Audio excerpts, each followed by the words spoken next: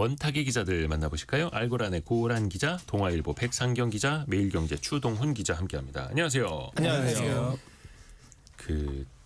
한 번씩은 꼭 해야 되는 것 같아요. 트럼프 대통령의 관세 이야기.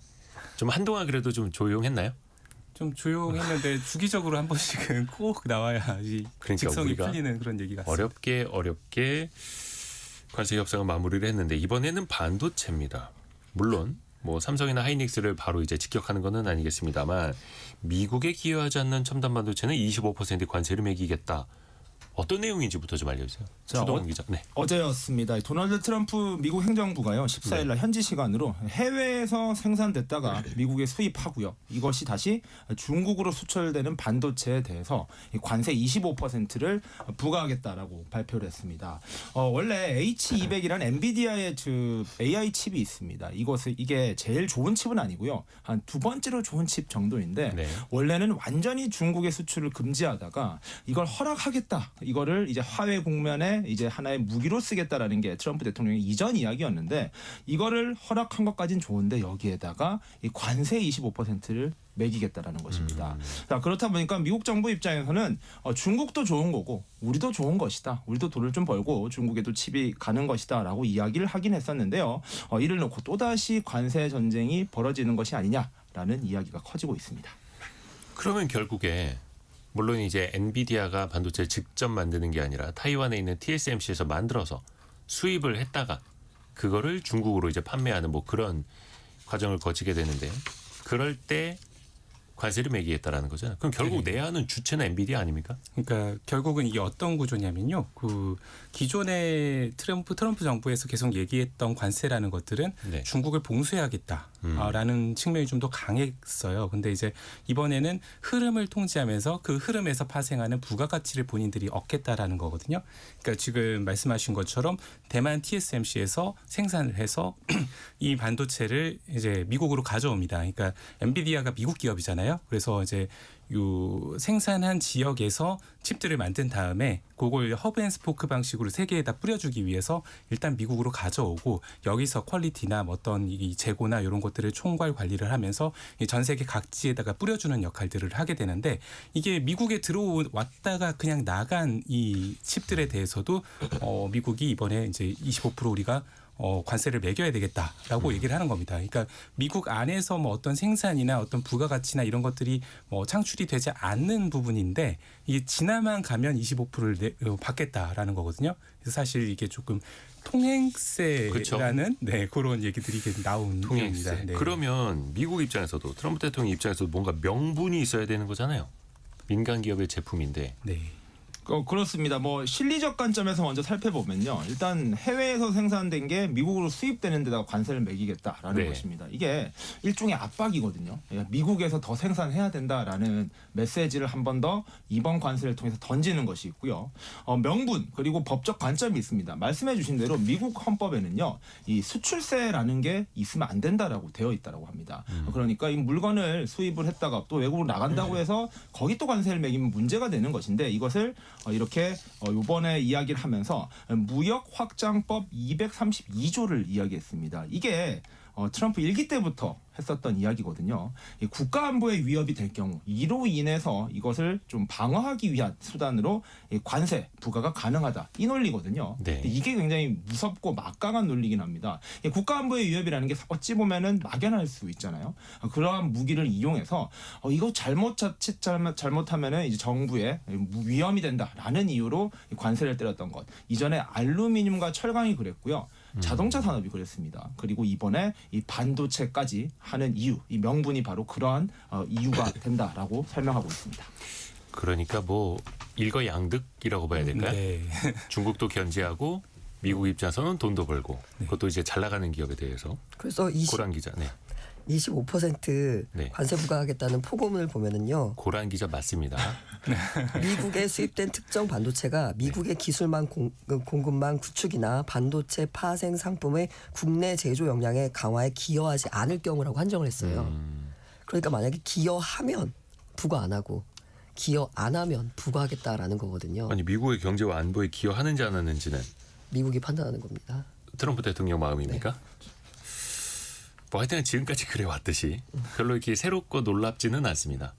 이게 사실 생산 설비를 늘려가지고 미국 안에서 만들면 부가가치가 창출이 되는 건데 네. 이렇게 아까 말씀드린 것처럼 이제 다른 생산 지역에서 뭐 만들었던 제품들을 단순히 물류적으로 이제 가져왔다가 나가는 것들은 이 미국 경제의 어떤 부가가치를 크게 창출한다고 보기 어려울 거거든요. 그러니까 그 맥락에서 미국 안에서 생산을 해라라고 압박하는 카드인 동시에 지나가는 족족 우리는 돈을 받겠다. 근데 이게 사실 글로벌 밸류체인이란 게 지금 뭐 트럼프 대통령이 좀 이렇게 소위 속칭 말해서 이제 관세를 들고 이제 칼춤을 춰가지고 지금 굉장히 세계적으로 이제 분자화가 되고 뭐 이런 부분들이 좀 생겨나고 있는 것들인데 사실 그 전까지 보면은 세계화라는 이름 안에서 우리가 공급망이 하나로 잘 굴러가고 있는 상태였거든요. 네. 근데 이제 그 중에서 어느 한 토막 그러니까 그것도 세계 물류의 어떤 허브 역할을 하는 미국, 우리 미국 땅에 들어오는 이런 어떤 핵심 어떤 반도체 자산 이런 것들에 대해서는 우리가 언제든지 관세를 매길 수 있다, 추가로 매길 수가 있다, 지나가기만 해도 이런 것들에 대해서 메시지를 준 것이란 측면에서 사실 이번 발언이 조금 많은 관심들을 모으고 있는 거거든요. 그래서 일단은 TSMC 같은 경우에는 뭐 미국에도 공장 계속해서 증설을 네. 하고 있습니다만 타이완에서 만들던 물량 또 일부는 뭐 미국의 뭐 애리조나 등등에서 또 만들게 될 테고요. 타이완 관세 이야기는 또 뒷부분에 좀 해보겠고 그러면 삼성전자나 SK 하이닉스는 지금 당장 지목된 거는 아닌데 과연 안심할 수 있겠느냐 이거죠. 그 고란 기자. 안심할 수 없는 상황인 거고요. 네. 그리고 무엇보다 25% 이걸 아마 엔비디아 혼자 떠안지는 않을 거거든요. 협력사들에게. 네, 그러면 중장기적으로 보자면요, 고객사한테 메모리 제조사에 대한 관세 부담을 분담해라라는 요구가 나올 수 뭐 있습니다. 판가를 낮추라거나 아니면 네. 자기네들 판매 가격을 높이고요. 네, 맞습니다. 네. 이게 당장 나온 건 아닌데 그럴 수 있다라는 거죠. 그러면 부담이 될 수 있다라는 거고요. 무엇보다도 만약에 지금 전선을 아직까지는 우리 기업에까지 영향을 미치는 건 아닌데 네. 만약에 전선을 확대하게 되면 사실 우리도 영향이 있겠죠. 근데 지금 메모리 반도체 같은 경우에는 워낙 업황이 좋아서 예. 근데 이게 이제 고객사 정가 이게 과연 엔비디아 마음대로 이루어질 것인가 부분에 대해서는 조금 그 작년 여름 대비 뭐 현재까지도 D램 가격이 거의 10배 이상 오르긴 했습니다만 여기에다 만약에 관세까지 더해진다 그러면 전 세계 공급량의 70%를 삼성과 하이닉스가 맡고 있는데 미국 입장에서도 그럼 또 이제 물가라든지 다 전이가 될 것 아닙니까? 지금 메모리 값이 정말 굉장히 많이 올랐거든요. 제가 기존에 사용하던 노트북이 고장이 나면서 새 노트북을 좀 사야 되는 상황이었었는데 지금 바꾼 거예요? 노트북? 이건 바꾼 겁니다. 근데 이제 바꾸기 직전에 사야 된다는 논리를 아내에게 설명하는 과정에서 지금이 메모리 네. 반도체 제일 쌀 때다. 지금 메모리 값이 지금 엄청나게 폭등을 하기 직전 초입이니까 지금 사야 맞아요. 좀 싸게 산다라는 얘기를 했었어요. 근데 그때 예상했던 메모리 값의 어떤 상승률 이거를 완전히 뛰어넘는 지금 보니까 거의 뭐 한 32기가 정도 되는 램을 사려고 하니까 뭐 어떤 브랜드에 따라 다르지만 뭐 예. 80만 원까지 뭐 소매가가 올라간 데도 있더라고요. 굉장히 높아요. 근데 이렇게까지 메모리가 지금 가격이 올라가고 있는데 사실 이게 트럼프 대통령이 뭐 아무리 관세 가지고 이렇게 압박을 하고 그런 것들이 능하더라도 메모리 값이 이렇게 많이 올랐다? 그럼 메모리가 들어가는 모든 소비재들에 대해서 가격이 올라간다는 얘기거든요. 네. 근데 여기에다가 지금 뭐 어떤 메모리 쪽에 반도체에 대한 관세까지 부과를 해서 이쪽에 대한 어떤 물가를 더 추동을 하게 되면은 이거는 소비자들의 저항이 좀 상당히 심할 수 있는 그런 물가 쪽으로 많이 영향을 줄 수 있는 부분이거든요. 그렇죠. 근데 지금 미국이 보면은 이제 중간 선거 11월에 앞두고 있죠.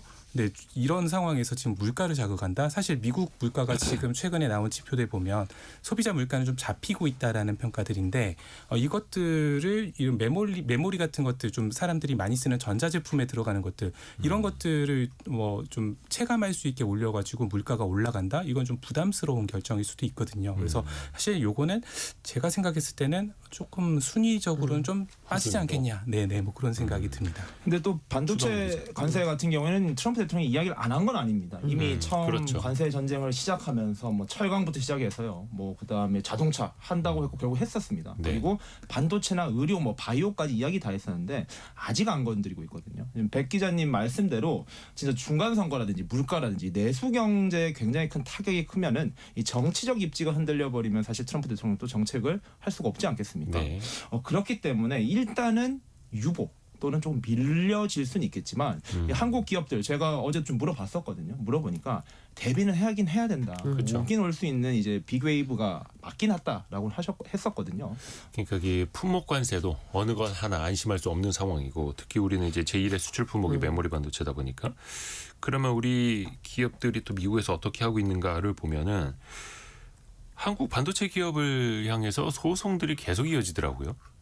몇 가지 이것도 한번 정리를 해볼까요? 이것도 경영 환경과 또 무관할 수 없는 거니까요.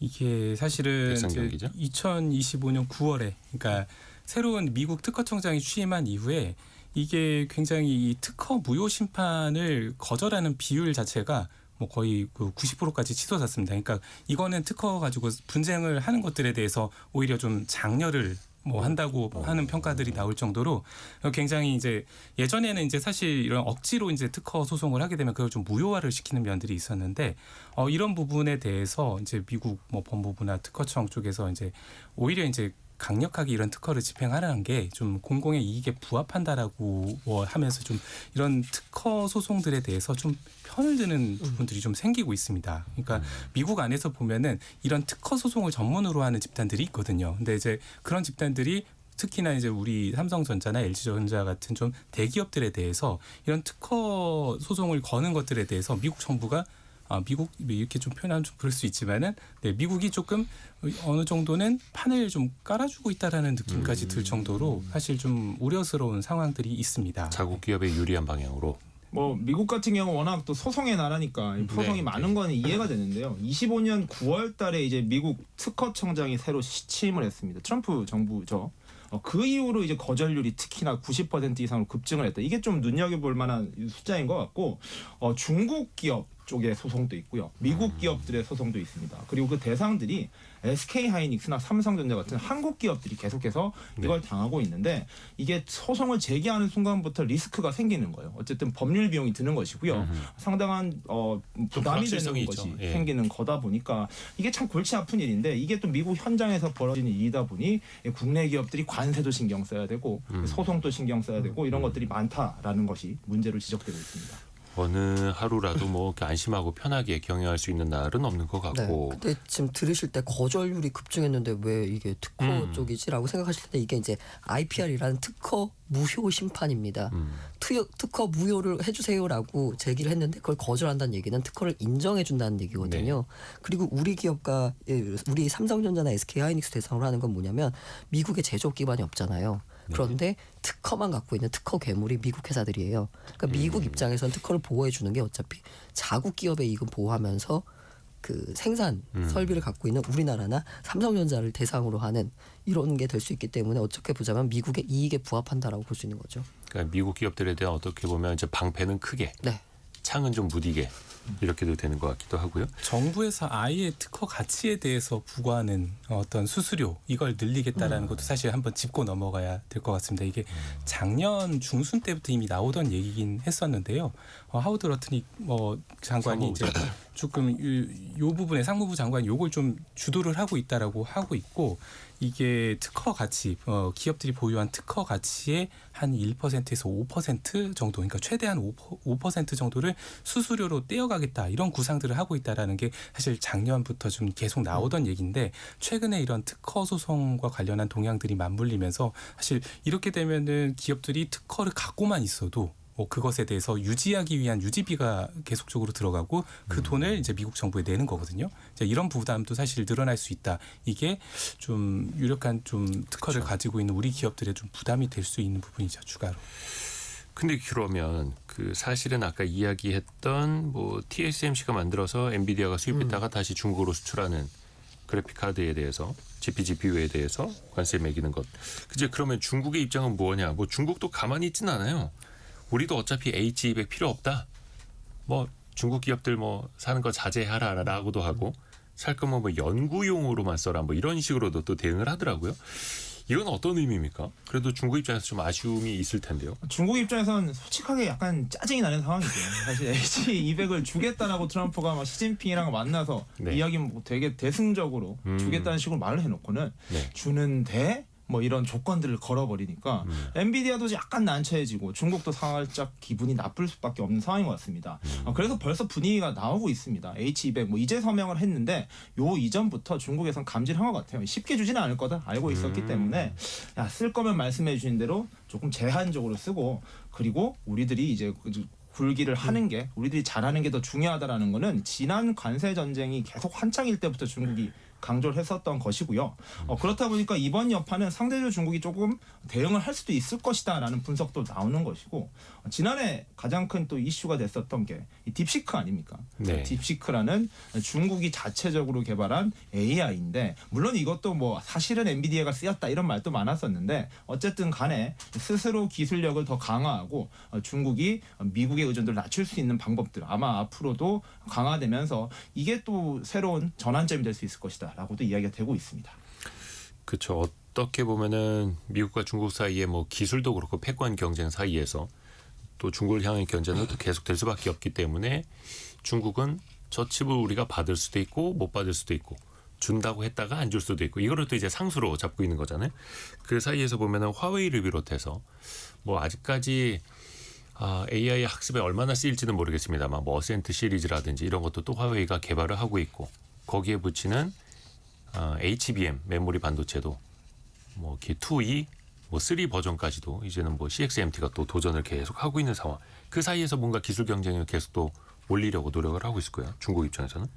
또 하나가 이런 하드웨어뿐만이 아니라 예전에 그 딥시크가 보여줬던 것처럼 더 적은 하드웨어만으로도 좋은 성능을 내는 그런 소프트웨어 쪽으로도 또 개발을 하고 있잖아요. 사실 지금 최근에 보면 딥시크를 결국 주목을 할 수밖에 없는 게 칩의 사양이 그렇게 높지 않아도 지금 우리가 이제 실제로 사용하는 어느 정도의 AI 성능 같은 것들은 충분히 확보를 할 수 있다. 이 알고리즘을 알고리즘이 아니라 설계를 좀 잘하는 것들만으로도 지금 있는 것들 칩의 최대 성능을 잘 끌어내면 뭐 현재에 창출할 수 있는 AI 어떤 부가가치 정도는 충분히 창출을 할 수 있다라는 것들이 드러나는 거거든요. 근데 그렇게 되면 그걸로 시간을 벌면서 말씀하신 것처럼 자체적인 하드웨어 생태계를 계속 구축을 해나가면서 사실 중국은 그걸 할 능력이 있잖아요. 충분히 내수 시장도 보유하고 있고 기술도 지금 인공지능 관련해서 인재를 구하려면 그냥 중국을 보지 않으면 뭐 구할 수 없다라는 얘기를 할 정도로 굉장히 그쪽에 인적 자원들이 많이 몰려 있는 상황인데 그렇다 보니까 뭐 그동안 계속 트럼프 정부에서 이런 식으로 봉쇄를 하는 게 오히려 이제 중국의 굴기를 돕는 길이다라는 얘기들도 계속 나왔던 것들이고요. 그래서 결국 주긴 주는데 이렇게 기분 나쁘게 이렇게 돈 더 걷어가면서 준다 이렇게 얘기하는 상황에서는 자체적인 어떤 경쟁력 키워가는데 계속 방점을 찍을 수밖에 없을 것 같고 앞으로도 그렇죠. 힘드시겠죠. 네. 딥시크 이름 되게 오랜만에 들으셨을 거예요. 지난해 초였나요? 세상을 되게 깜짝 놀라게 하고 딥시크 쇼크라는 것도 있었는데 적은 비용으로 거의 비슷한 성능을 낸다. 요즘에 뭐 하고 있나 그 사람들이 알아봤더니 그런 얘기 있더라고요. 원래 거기가 알고리즘 트레이딩에서 이제 자산 운용, 펀드 운용하는 회사부터 시작을 했던 거잖아요. 딥시크 모델로 돈 벌고 있다 하더라고요. 투자해서. 그래서 다른 데들은 이제 돈을 엄청나게 쓰고 있을 때 여기는 벌써 투자로 돈 벌고 있다. 이런 얘기도 나오고 있고요. 미국과 중국 쪽의 이슈는 계속해서 우리가 또 지켜보겠고 그 타이완 같은 경우에는 밤사이에 미국과의 관세 협상 어느 정도 이제 타결했다라는 소식이 들려왔습니다만 아주 뭐 구체적인 우리나라의 그 팩트시트가 아주 오래 후에 시간 후에 공개가 됐던 것처럼 세부 내용은 나오지는 큰 않았습니다. 틀에서는 20%였는데 15%로 낮추고요. 네. 2,500억 달러 직접 투자, 2,500억 달러 신용 보증 합치면 이제 5천억 달러를 이제 미국에 투자하는 걸로 했습니다. 규모도 상당합니다. 근데 어차피 TSMC가 미국에 공장 지으면 되는데요. 뭐 아까 8784님이 고란 기자님 목감기가 너무 심해서 다른 사람인 줄 알았네요. 빠른 회복 기원합니다. 이대호 진행자님 질문 조금만 해주세요. 네, 고란 기자도 말하고 싶어가지고요. 예, 하고 싶은 얘기 있으면 또 아까 예, 추동훈 기자 네, 어떤 뭐 얘기 하려다가. 타이완 이야기가 지금 계속해서 나오고 있습니다. 어쨌든 가장 지금 직접적으로 영향권이 있는 기업이기도 합니다. 또 한국 기업과의 또 라이벌 기업이기도 하니까요. TSMC와 타이완 같은 경우에도 말씀해 주신 대로 이 관세 협상이 잘 마무리되어서 끝이 나면 다행인데 네. 어쨌든 타이완 또 정말로 TSMC의 비중이 정말 높은 나라지 않습니까? 근데 TSMC가 미국으로 계속 간다. 이쪽에 투자를 한다라는 것이 타이완의 국가 경제에도 좀 우려가 된다라는 목소리도 현지에서는 계속 나오고 있는 상황입니다. 이게 결국에는 그렇죠. 이 모델이 한국에도 비슷하게 적용될 수도 있다라는 것이고 그렇기 때문에 이 타이완의 TSMC가 과연 이러한 상황을 어떻게 극복하느냐가 한국 기업들도 지금 계속 유심히 지켜보고 있는 이유라고도 합니다. 네. 자, 경제 상식 퀴즈 한 번 더 내드리고 또 저희는 두 번째 이슈로 넘어갑니다. 오늘